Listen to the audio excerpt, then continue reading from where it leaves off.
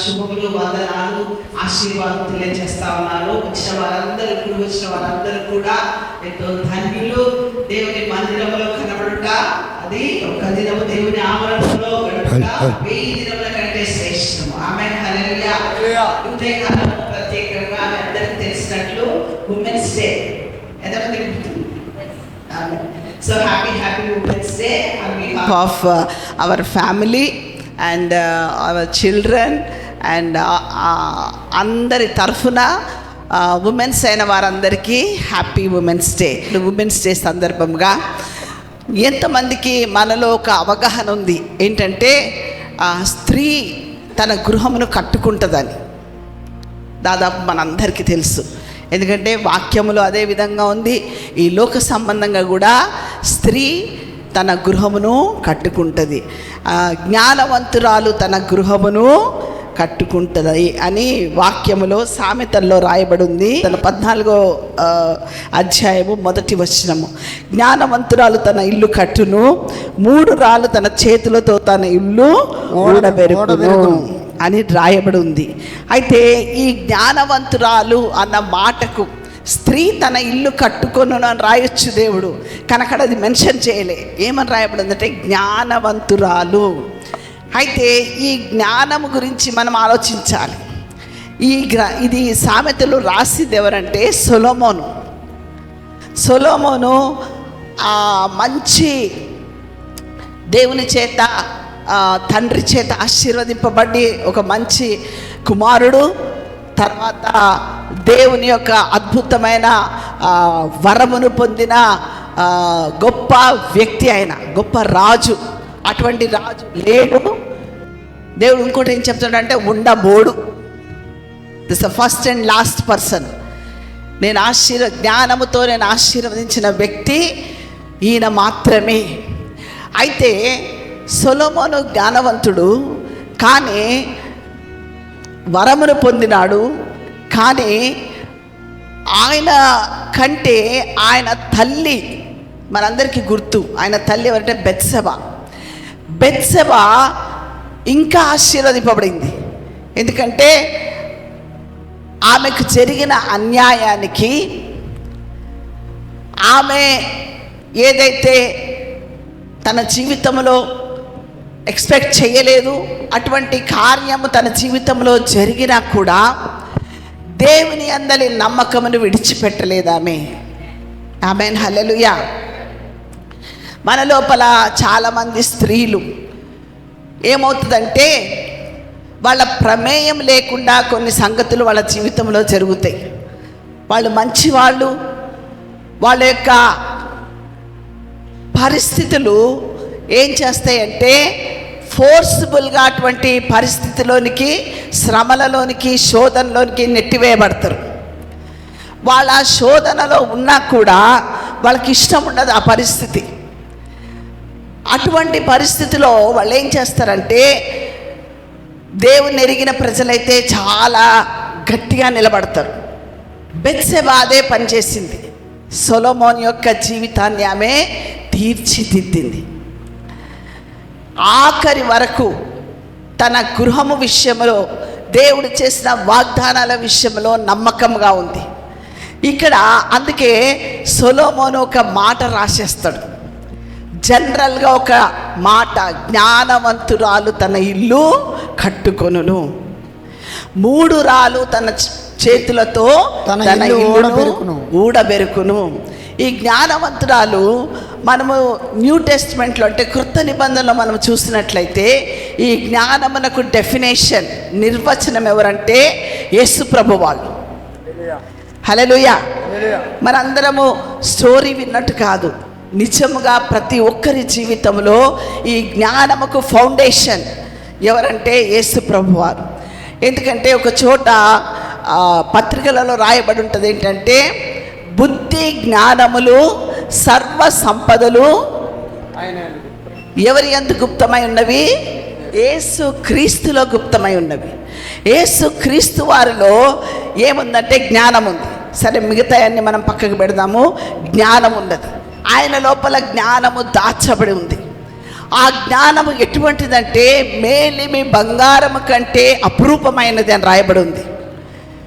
మేలిమి బంగారం 24 carats gold, చాలా ధర, అది విలువైనది. అంతకంటే విలువైనది జ్ఞానం. చాలామంది జ్ఞానం ఉంది కాబట్టే వాడు ఐఏఎస్ ఆఫీసర్ అయిండు, జ్ఞానం ఉంది కాబట్టే వాళ్ళు గొప్ప పోస్ట్లో ఉన్నారని అనుకుంటారు. జ్ఞానము వేరే, తెలివి వేరే. తెలివి అంటే నాలెడ్జ్. నీకు నాలెడ్జ్ ఉండొచ్చు కానీ నీకు యేసుక్రీస్తుని గురించిన జ్ఞానం ఉండకపోవచ్చు, ఉండదు. ఈ జ్ఞానము యేసయ్యను నువ్వు ఎరిగిట ద్వారా, యేసయ్యను రక్షకుడుగా నువ్వు అంగీకరించడం ద్వారా ఈ జ్ఞానము నీ యొక్క మనస్సులోనికి వస్తుంది. హల్లెలూయా. ఈ జ్ఞానముతో నువ్వు ఇల్లు కట్టుకుంటున్నావంటే నీకున్న తెలివితో కాదు, నువ్వు చదివిన బుక్స్తో కాదు. కొన్ని బుక్స్లో భార్యాభర్తలు ఏ విధంగా జీవించాలి, ఏ విధంగా స్త్రీ తనకు విధులు నిర్వర్తించాలి, ఏ విధంగా పురుషుడు తన విధులు నిర్వర్తించాలని బుక్లో అన్నీ రాసి ఉంటుంది. చాలా రాయబడి ఉంటాయి. ఆ రాయబడిన దాంట్లో ఏ విధంగా ఉంటుందంటే, ఫర్ ఎగ్జాంపుల్ బుకిష్లో ఏమని ఉంటుందంటే, నీ భర్త లోపలికి రాగానే నువ్వు గ్రీట్ చెయ్యాలి అని చెప్పి రాయబడి ఉంది. గ్రీట్ చేయాలంటే ఏమండి, రండి, లోపలికి రండి, కూర్చోండి అని, అది బుక్లో రాయబడి ఉంది. నీకు వివాహమైన తర్వాత నీ భార్య, ఆమెకు కూడా అది తెలుసు, కానీ ఆమె తన ప్రవర్తనను బట్టి మామూలుగా ఆమె బుక్లో ఉన్నట్టు ప్రవర్తించదు. నువ్వు లోపలికి రాగానే నువ్వు ఏమని ఎక్స్పెక్ట్ చేస్తుంటే, బుక్లో రాసిండు కదా ఏమండి మీరు రండి అని ఉంది కదా, నా భార్య ఇప్పుడు నన్ను ఆహ్వానిస్తుంది అనుకుంటాడు భర్త. ఆమె ఏం చేస్తుంది, ఆ బుక్లో ఉన్నది బుక్లోనే ఉంచి రాగానే, ఏంటి ఇంత లేట్ వచ్చినావు, బుక్లో ఉన్నట్టు మాట్లాడదు, వేరేలాగా మాట్లాడుతుంది. సో నేను చెప్పేది ఏంటంటే, అక్కడ జరిగే సంఘటన బుక్కులో ఉన్న తెలివికి నువ్వు ప్రవర్తించే ప్రవర్తనకు 2 డిఫరెంట్. ఓకే, 2 వేరు సంగతులు అవి. తెలివికి సంబంధించింది ఏంటంటే ఐక్యూ, నీ నాలెడ్జ్. కొంతమందికి చాలా ఎక్కువ ఉంటుంది ఐక్యూ, చాలా ఎక్కువ ఉంటుంది. అది మనం ఏం చేయలేం, దట్స్ గిఫ్ట్ ఆఫ్ గాడ్. కొంతమందికి ఐక్యూ తక్కువ ఉంటుంది, అట్లని వాళ్ళు తక్కువ కాదు, దేవుడు వాళ్ళకి అంతే ఇచ్చిండు, అంతే, దట్స్ ఇట్.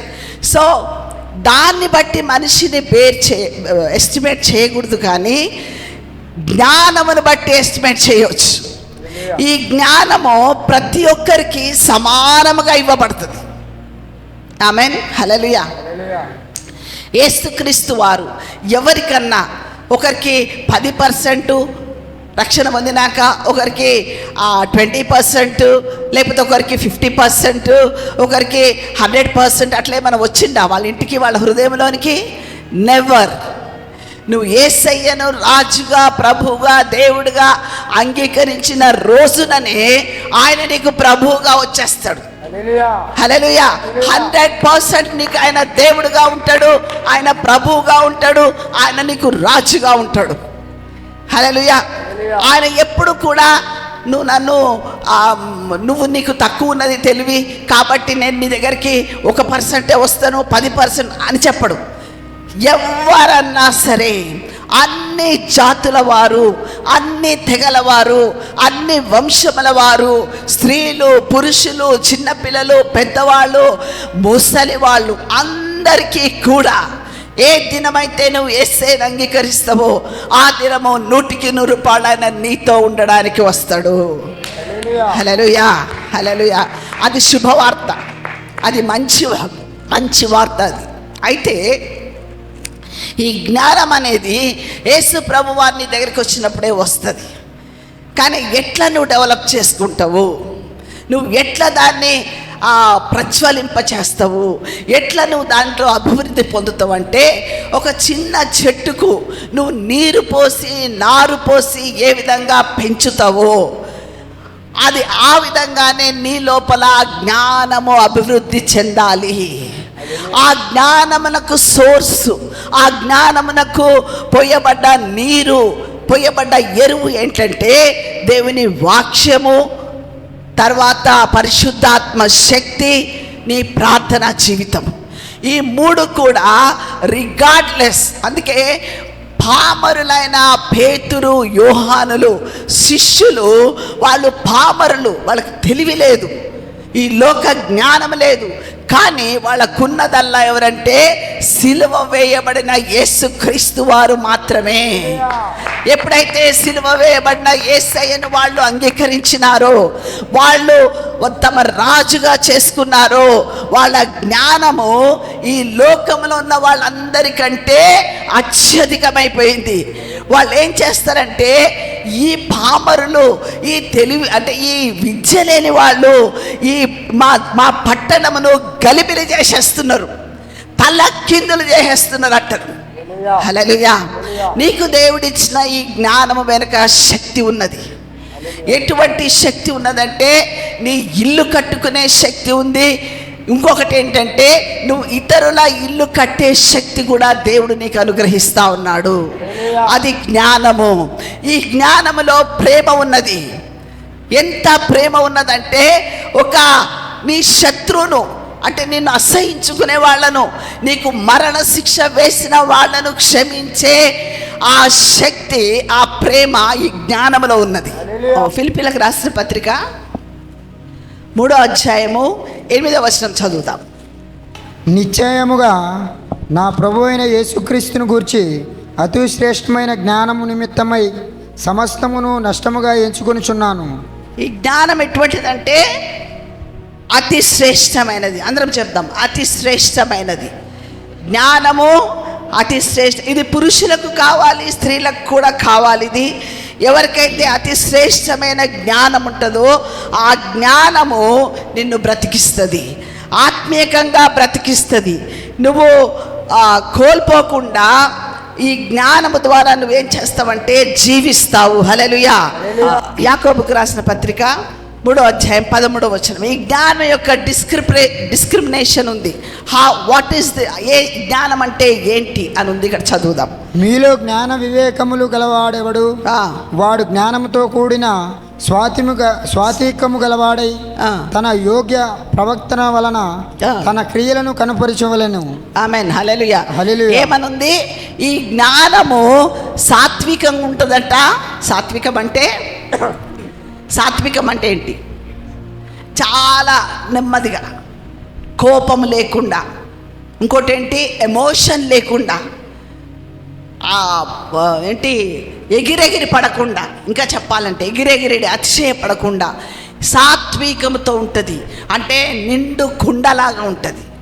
ఖాళీ కుండ అంట ఎగిరేది సౌండ్ ఎక్కువ చేస్తుందంట.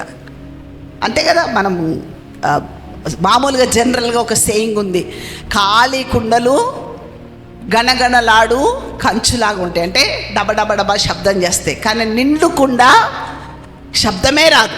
నువ్వు కొడితే తెలుస్తుందో ఇది నిండు కుండ అని. దట్ మీన్స్ సాత్వికము.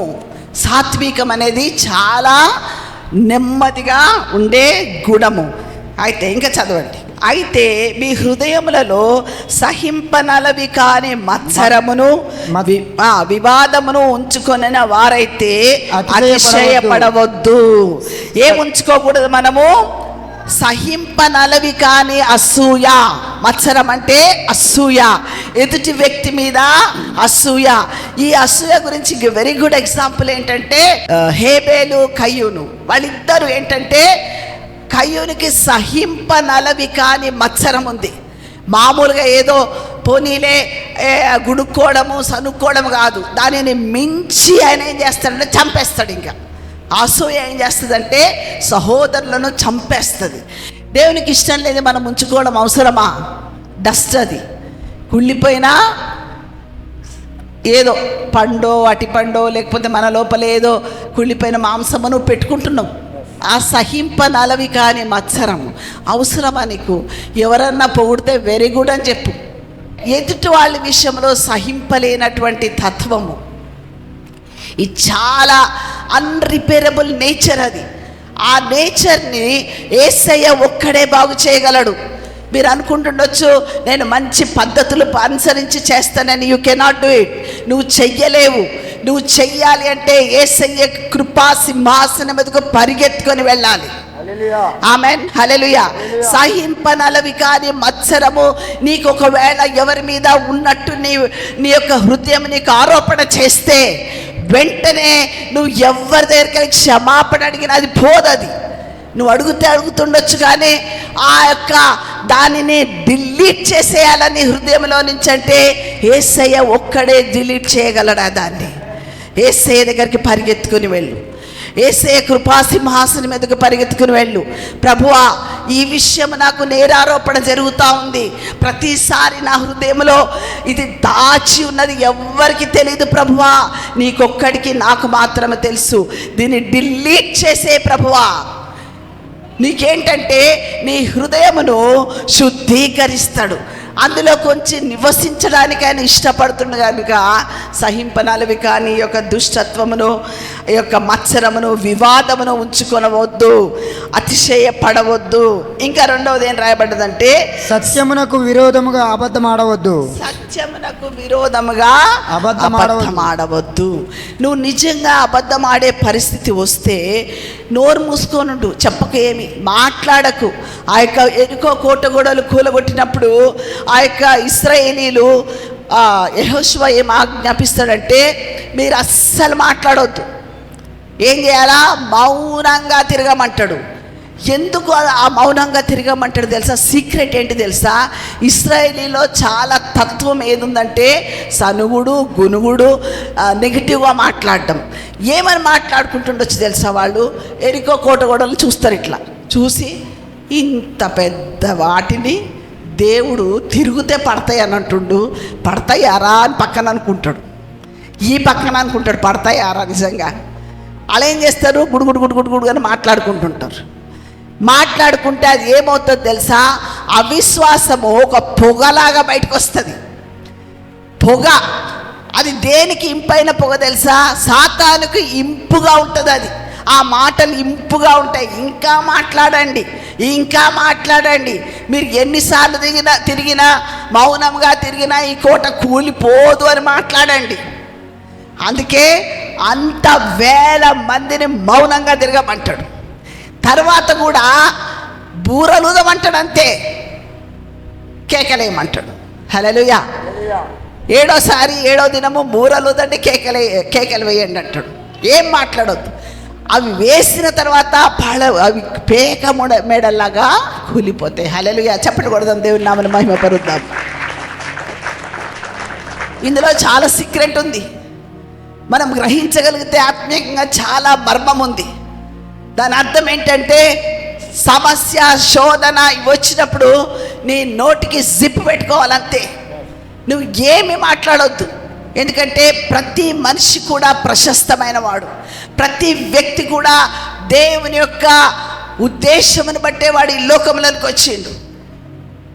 ఈ లోకములకు వచ్చిన ప్రతి వ్యక్తి యొక్క మూల స్థానం ఎవరంటే దేవుడు, యేసయ్య. ఆయనను దాటి ఎవరు రాలేదు. కాబట్టి ఎదుటి వ్యక్తి విషయంలో నువ్వు మాట్లాడేటప్పుడు నువ్వు భయం కలిగి ఉండాలి. ఎందుకంటే నీ సృష్టికర్త ఒకవేళ నీ విషయంలో ఆయన నీకు వ్యతిరేకంగా నిలబడతాడేమో. అంత సాహసం మనము చెయ్యకూడదు. నీకు వద్దు అనుకుంటే సిప్పేసుకోనుండు. కావాలనుకుంటే మంచి చెప్పాలని హృదయంలో అనిపిస్తే నో ప్రాబ్లం, నువ్వు మంచి గద్దించగలవు, బుద్ధి చెప్పగలవు. ప్రేమతో ఏది చెప్పినా అది మంచి ఫలమును తీసుకొని వస్తుంది. హల్లెలూయా, హల్లెలూయా, హల్లెలూయా. ఇంకా చదవండి. పై నుండి దిగి వచ్చినది కాక భూ సంబంధమైనది, ప్రకృతి సంబంధమైనది, దయ్యముల జ్ఞానము వంటిది ఉన్నది. ఏదది? చదవండి. ఇంకా ఏలయనగా ఈ యొక్క మత్సరము, సహింపనలవి కానీ ఆ యొక్క తత్వము, తర్వాత సత్యమునకు విరోధముగా మాట్లాడే ప్రతి అబద్ధము ఎటువంటిదంటే అది పైనుండి వచ్చినది కాదు, అంటే దేవుని దగ్గర నుంచి వచ్చిన జ్ఞానం కాదు, అది భూ సంబంధమైన దయ్యముల జ్ఞానము. హల్లెలూయా, హల్లెలూయా. హల్లెలూయా. ఈ దయ్యముల జ్ఞానం ఎంతమందికి కావాలా? ఈరోజు మీకు చాలా డైరెక్ట్ చెప్తున్నా, మీ మనసులో ఏదో పెట్టుకొని మీరు ఒకవేళ మాట్లాడుతూ ఉన్నట్లయితే మీరు ఎవరి జ్ఞానమును కలిగి ఉన్నారు? దయ్యము సంబంధించి దయ్యముల జ్ఞానం. ఈరోజు వరకు మీకు తెలియకపోవచ్చు, సత్యమునకు విరోధముగా అబద్ధం ఆడేది దయ్యము జ్ఞానమని. సహింపనలవి కానీ మత్సరము, కోపము, క్రోధము, లేకపోతే కాంపిటీషన్ ఎవరి విషయంలో మీరు కలిగి ఉంటే అది దయ్యము జ్ఞానం అని మీకు తెలియకపోవచ్చు. అంటే దేవుడిచ్చే జ్ఞానం ఉంది, దయ్యం ఇచ్చే జ్ఞానం ఉంది. మనల్ని మనం పరీక్ష చేసుకొని ఒకవేళ నిజముగా దయ్యము జ్ఞానము మనము కలిగి ఉన్నట్లయితే ఏం చేయాలా? ఈరోజు మనము ఏం చేయాలా? ఫస్ట్ చెడుతనమును అసహించుకోమనుంది. రక్షణ పొందడానికి నువ్వు ఒక సాధనముగా అవుతావు. హల్లెలూయా. ఎదుటి వాళ్ళు మారు మనసు పొందడానికి ఒక సాధనముగా అవుతావు. హల్లెలూయా. అయితే ఇటువంటి గుణములు దేవుడు మనకు దయచేయునుగాక. కనికరముతోనూ మంచి ఫలములతోనూ నిండుకొనినదై పక్షపాతమైనను వేషధారణను లేనిదై ఉన్నది. ఈ వాక్యమును యాకోబు రాసిన పత్రికలో రాయబడిన వాక్యమును మీరు ఇంటికి వెళ్ళిన తర్వాత ధ్యానించండి, విడిచిపెట్టకండి. ఒక్కొక్క మాట యొక్క అర్థం ఏంటి ప్రభువా? చెప్పాలంటే చాలా టైం పడుతుంది. ఒక్కొక్క మాట యొక్క అర్థం ఏంటి ప్రభువా? నా జీవితం ఇట్లా నీ జ్ఞానంతో నింపిన జీవితంగా మార్చు ప్రభువా. స్త్రీలేంటి, పురుషులేంటి, ఇది చాలా పరిశుద్ధమైన జీవితము, చాలా మంచి జీవితము. ఈ జీవితమును కలిగి ఉన్నవారు ఎంజాయ్ చేస్తారు, లైఫ్ని ఎంజాయ్ చేస్తారు. ఆమేన్, హల్లెలూయా. మంచి ఆరోగ్యంతో ఎంజాయ్ చేస్తారు, సంతోషంతో ఎంజాయ్ చేస్తారు, మంచి నిద్రతో ఎంజాయ్ చేస్తారు, యాంగ్జైటీ లేకుండా ఎంజాయ్ చేస్తారు. రేపటి గురించిన చింత వాళ్ళకు ఉండదు. రేపటి దినమును దేవుడు చూసుకుంటాడని గొప్ప కాన్ఫిడెన్స్ ఉంటుంది, ధైర్యం ఉంటుంది, బలం ఉంటుంది.